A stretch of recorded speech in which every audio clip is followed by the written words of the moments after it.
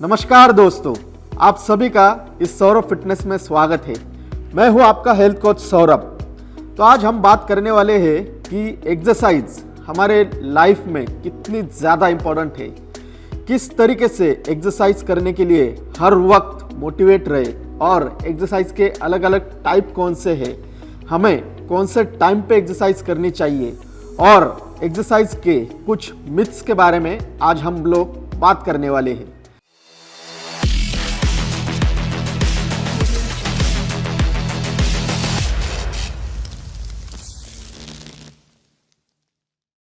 तो सबसे पहले हम बात करेंगे फिजिकल फिटनेस के बारे में। दोस्तों, बॉडी को फिट रखने के लिए कौन सी एक्सरसाइज करनी चाहिए ये आपको गूगल और जिम ट्रेनर बता देगा, बट एग्जैक्टली फिट बॉडी कैसे होती है ये आज हम देखने वाली है। सो बेसिकली फिजिकल फिटनेस के 5 कंपोनेंट होते हैं। उसमें से सबसे पहला कंपोनेंट है कार्डियोवास्कुलर इंड्योरेंस। आपका हार्ट, आपका ब्लड और आपके लंग्स कितना फिट एबिलिटी के साथ आपके बॉडी में ऑक्सीजन का सप्लाई करते हैं, that is called cardiovascular endurance. तो दोस्तों, अभी हम आपका मैक्सिमम हार्ट रेट निकालेंगे। 220 माइनस एज, जितना नंबर निकलेगा उसके 75% आपका मैक्सिमम हार्ट रेट होना जरूरी है। सेकंड आता है मस्कुलर इंड्योरेंस, मतलब कि आप मसल को बिना थके कितना फोर्स लगाते हो, that is called muscular endurance. तीसरा है मस्कुलर स्ट्रेंथ, मतलब कि आप रेजिस्टेंस के अगेंस्ट कितना फोर्स लगाते हो, that is called muscular strength. चौथा आता है फ्लेक्सिबिलिटी, आपका मसल और आपके जॉइंट कितने इजीली मूव होते हैं, that is called flexibility.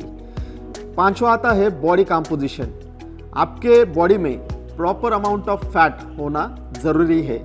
Mail का फैट परसेंटेज होता है लेस देन 15 एंड फीमेल का फैट परसेंटेज होना चाहिए लेस देन 20। अब हम बात करेंगे एक्सरसाइज हमारे मेंटल हेल्थ के लिए कितनी ज़्यादा इम्पोर्टेंट है। जब हम एक्सरसाइज करते हैं तब हमारे स्पाइन से लेकर के हमारे सेंट्रल नर्वस सिस्टम तक ब्लड सर्कुलेशन होता है और हमारे ब्रेन में सेरोटोनिन नाम का केमिकल रिलीज होता है और एंडोर्फिन नाम का केमिकल रिलीज होता है। इससे हमारा माइंड रिलैक्स हो जाता है और वर्कआउट करने के बाद हमें फ्रेश, एनर्जेटिक और पॉजिटिव मूड फील होता है। अब हम बात करेंगे एक्सरसाइज कैसे करना है। दोस्तों, इस वीडियो को एंड तक देखना, बिकॉज मैं अभी आपको सबसे इम्पोर्टेंट एक्सरसाइज के सीक्रेट बताने वाला हूँ। सो बेसिकली एक्सरसाइज को हमें 5 हिस्सों में डिवाइड करना है। उसमें से सबसे पहला है वार्म अप। वार्म अप करने से हमारा माइंड और हमारी बॉडी दोनों प्रिपेयर हो जाते हैं। जब हम वार्म अप करते हैं तो हमारे बॉडी में ब्लड का फ्लो अच्छा होता है और इसकी वजह से इंजरी के चांसेस कम हो जाते हैं। दूसरा आता है कार्डियो ट्रेनिंग एस्पेक्ट, मतलब कि एक्सरसाइज के पहले हमें 10 मिनट्स तक कोई भी किसी भी तरह का कार्डियो करना ज़रूरी है। तीसरा एस्पेक्ट है स्ट्रेंथ ट्रेनिंग एस्पेक्ट, मतलब कि जब आप वेट ट्रेनिंग करते हो तो आपको प्रॉपर फॉर्म एंड टेक्निक के साथ, प्रॉपर गाइडेंस के साथ वर्कआउट करना होता है। चौथा आता है कोर ट्रेनिंग एस्पेक्ट, इससे हमारा कोर स्ट्रांग हो जाता है और डेली लाइफ में फिजिकल एक्टिविटी के दौरान हमें स्टेबिलिटी और बैलेंस के लिए इसका हेल्प होता है। पांचवा आता है स्ट्रेचिंग। वर्कआउट के दौरान जब हम मसल पार्ट को ट्रेन करते हैं तब मसल सोरनेस बढ़ता है। आफ्टर वर्कआउट हम जो स्ट्रेचेस करते हैं उसे बोलते हैं स्टैटिक स्ट्रेचेस।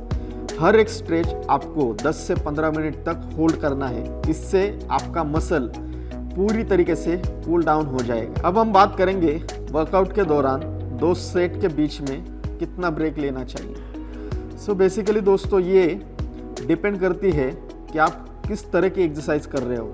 लाइक अगर आप कंपाउंड मूवमेंट कर रहे हो, like bench press, squats, deadlift, तब आपको 5 से 7 मिनट का ब्रेक लेना ज़रूरी है, बिकॉज हमारा एटीपी यानी कि एडिनोसिन ट्राइफॉस्फेट को रिकवर होने के लिए टाइम लगता है। वैसे ही जब हम आइसोलेशन मूवमेंट करते हैं, लाइक बाइसेप कर्ल या लैटरल रेजेस जैसे एक्सरसाइज हम करते हैं, तब हमें 2 मिनट का ब्रेक लेना चाहिए। इसमें हमारा एटीपी जल्दी रिकवर हो जाता है। हमें कितने घंटे तक वर्कआउट करना चाहिए? दोस्तों, मैं अक्सर जिम में लोगों को देखता हूँ कि वो 2-2 घंटे तक सिर्फ कार्डियो करते हैं या 2-2 घंटे तक सिर्फ वेट ट्रेनिंग करते हैं। अगर आप जितना वर्कआउट करते हो उतनी कैलोरीज अगर आपको डाइट में से नहीं मिलेगी तो आपको इसके साइड इफ़ेक्ट भी फेस करने पड़ेंगे। तो इससे अच्छा ये है, अगर आपको बॉडी फिट रखनी है तो आपको 45 मिनट से 1 घंटे तक वर्कआउट करना ज़रूरी है और उसको लगने वाली सफिशिएंट कैलोरीज आपको इंटेक करना चाहिए। और अगर आपका कोई गोल है तो आपको वर्कआउट का टाइमिंग उस हिसाब से बढ़ाना ज़रूरी है। वर्कआउट के लिए बेस्ट टाइम कौन सा है? दोस्तों, ये पर्सन टू पर्सन डिपेंड करता है और आपकी स्लीप वेक साइकिल कैसी है इसके ऊपर भी ये डिपेंड करता है। मान लीजिए आप रात को 11 बजे सोते हो और सुबह 7 बजे उठते हो तो आपको 3 बजे वर्कआउट करना है। मतलब कि जब आप उठते हो उसके 6 से 7 घंटे बाद आपको वर्कआउट करना है। बिकॉज इस टाइम पे हमारा ग्रोथ हार्मोन टेस्टोस्टेरॉन और हमारा कैटाबॉलिक हार्मोन कार्टिसोल, ये दोनों भी हाई लेवल पे होते हैं। कार्टिसोल को हम स्ट्रेस हार्मोन भी बोलते हैं। तो इस टाइम पे आप वर्कआउट करोगे तो ये सबसे ज़्यादा बेटर रिजल्ट आपको देगा। आई होप दोस्तों ये वीडियो आपको पसंद आया होगा। अगर आपको ये वीडियो पसंद आता है तो मेरे चैनल को लाइक कीजिए, सब्सक्राइब कीजिए और शेयर कीजिए। Improve your fitness, improve your life. Thank you.